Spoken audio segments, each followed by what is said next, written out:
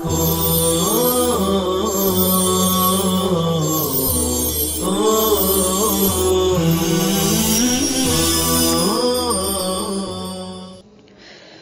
اللہ الرحمن الرحیم۔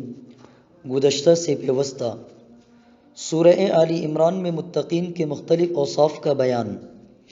ارشاد باری تعالی ہے، قل اؤنبئکم بخیر من ذالکم للذین اتقوا عند ربهم جنات تجری من تحتها الانہار خالدین فیہا وازواج مطہرۃ ورضوان من اللہ واللہ بصیر بالعباد الذين يقولون ربنا إننا آمنا فاغفر لنا ذنوبنا وقنا عذاب النار الصابرين والصادقين والقانتين والمنفقين والمستغفرين بالأسحار۔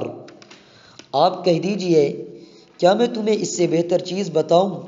تقوی اختیار کرنے والوں کے لیے ان کے رب کے پاس باغات ہیں جن کے نیچے نہریں بہہ رہی ہیں، جن میں وہ ہمیشہ رہیں گے، اور وہاں ان کے لیے پاکیزہ بیویاں ہوں گی، اور انہیں اللہ تعالیٰ کی رضا حاصل ہوگی، اور اللہ تعالیٰ اپنے بندوں پر خوب نظر رکھنے والا ہے۔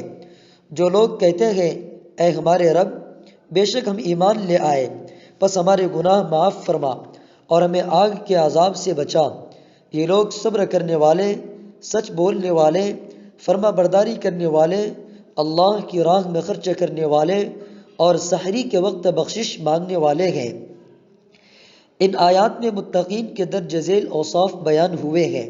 نمبر 1، اللہ پر ایمان لانا۔ نمبر 2، اللہ تعالیٰ سے مغفرت طلب کرنا۔ نمبر 3، جہنم کے عذاب سے پناہ مانگنا۔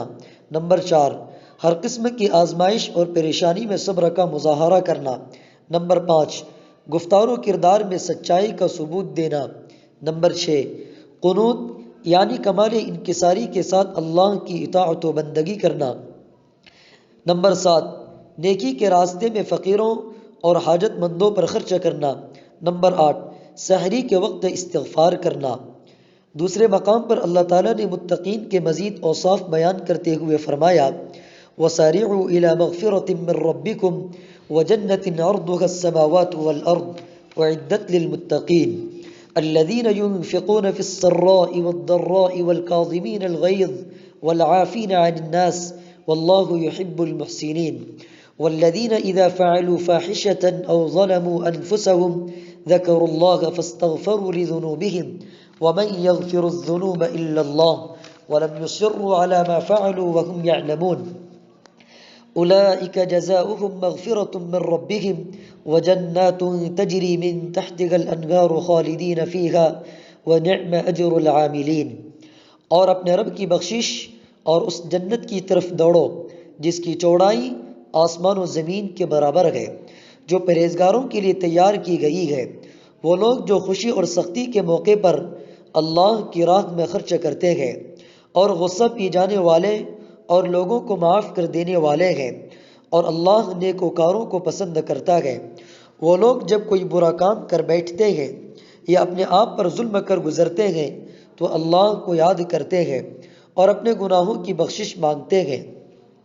اللہ کے سوا کون گناہوں کو بخشتا ہے، اور وہ اپنے کیے پر جان بوجھ کر اصرار نہیں کرتے۔ یہی لوگ ہیں جن کا بدلہ ان کے رب کی طرف سے عظیم بخشش اور ایسے باغات ہیں جن کے نیچے سے نہریں بہتی ہیں، وہ ان میں ہمیشہ رہیں گے، اور عمل کرنے والوں کے لیے اچھا اجر ہے۔ ان آیات میں اللہ تعالیٰ نے متقین کو اپنی مغفرت اور جنت کے حصول کی طرف سبقت کرنے کا حکم دینے کے بعد ان کے کچھ عظیم الشان اعمال اور اوصاف حمیدہ کا ذکر فرمایا ہے، اور وہ درج ذیل ہیں۔ نمبر 1، تنگ و خوشحالی، پریشانی و آسانی، صحت و بیماری، غرضہ کے ہر حال میں اللہ کی راہ میں خرچ کرنا۔ نمبر 2، غصہ پی جانا اور اس کا اظہار نہ کرنا، اور اپنے ساتھ برا سلوک کرنے والے کے خلاف صبر کرنا اور انتقام نہ لینا۔ نمبر 3، بدسلوکی اور زیادتی کرنے والوں کو معاف کر دینا۔ نمبر 4، اللہ کو یاد کر کے اپنے گناہوں کی معافی مانگنا۔ نمبر 5، چھوٹے بڑے گناہ سرزد ہونے پر فوراً توبہ و استغفار کرنا۔ نمبر 6، گناہوں پر اصرار نہ کرنا بلکہ گناہ کا احساس ہوتے ہی توبہ کر لینا۔